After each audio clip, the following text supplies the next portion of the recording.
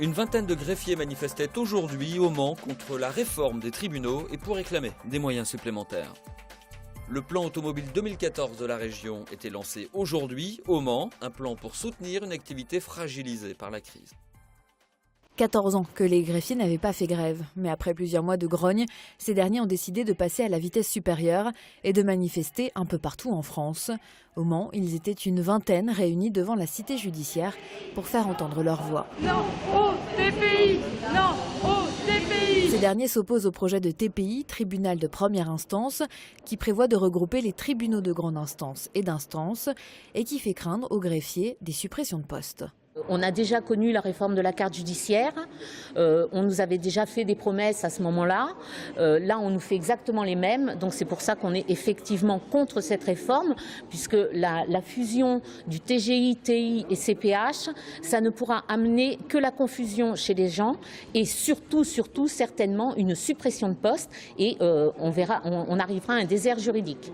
Au tribunal, les greffiers ont pour mission de faire le lien entre les magistrats, les avocats et les prévenus. Aujourd'hui, ces derniers estiment que leur métier manque de reconnaissance, mais aussi et surtout de moyens humains et matériels. La justice en France est pauvre.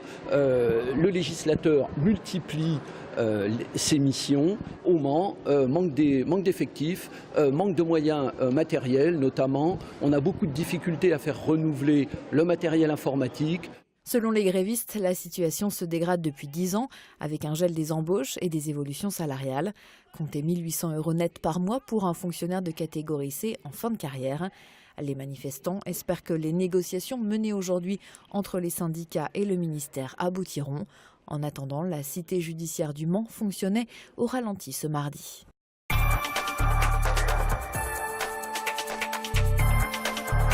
La région lançait son plan Auto 2014 aujourd'hui au Mans, une démarche volontaire qui vise à faire connaître aux entreprises du secteur automobile la boîte à outils des aides régionales pour les soutenir dans leur développement ou les aider à surmonter une passe difficile. Ça peut être des réponses en termes de formation des personnels, en termes de prêts, en termes de subventions à la R&D. Enfin, la palette des outils, c'est la palette traditionnelle. Simplement, il faut qu'on aille au-devant des entreprises pour être en mesure de répondre à leurs besoins. Ces entreprises du secteur automobile, elles sont 400 au Pays de la Loire, dont un tiers en Sarthe. Pour partie connue via l'Institut automobile du Mans, il en reste pourtant 300 pour lesquels il faut identifier les besoins ou les difficultés éventuelles. La démarche n'est pas simple, car le culte du secret est tenace chez les entrepreneurs. C'est dangereux pour eux parce que si une banque, par exemple, venait à savoir que telle entreprise a des difficultés, obligatoirement, il y a des impacts au niveau du fonds de roulement, des crédits attribués, etc. Et les clients, s'ils apprennent aussi qu'une entreprise est en difficulté, vont être plus frileux pour leur donner du marché. Donc, il y a un besoin d'avoir un lien, on va dire, humain et de confidentialité très important entre nous et le patron de l'entreprise.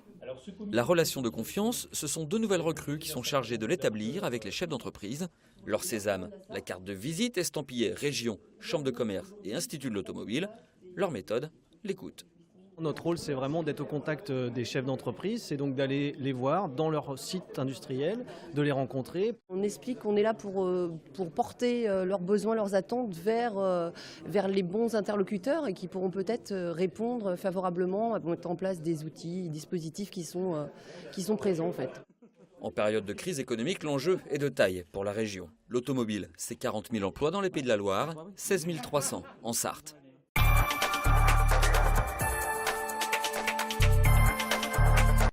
L'annonce de ce plan intervient alors que l'emploi automobile connaît de sacrés coups durs en Sarthe. 280 emplois sont directement menacés chez Hermann Becker à Château-du-Loir et chez Broz à la Suze. Le président du conseil régional, Jacques Oxiette, a d'ailleurs écrit aujourd'hui au président de Broz. Il déplore dans sa lettre que les solutions envisagées depuis 2012 par la région n'ont pas retenu l'attention du groupe. Le fait que l'entreprise, l'actionnaire allemand, avait connaissance des outils régionaux. À sa dernière venue en Sarthe, on l'a amené sur le site de l'IAM pour le faire visiter. À partir du moment où il ne souhaite pas investir du tout sur son site sartois, le fait de dire que s'il le faisait, nous on est prêt à l'accompagner, ça n'a évidemment pas la réponse. Par ailleurs, Olivier Biencourt participait aujourd'hui à une réunion en préfecture pour étudier le dossier Hermann Becker.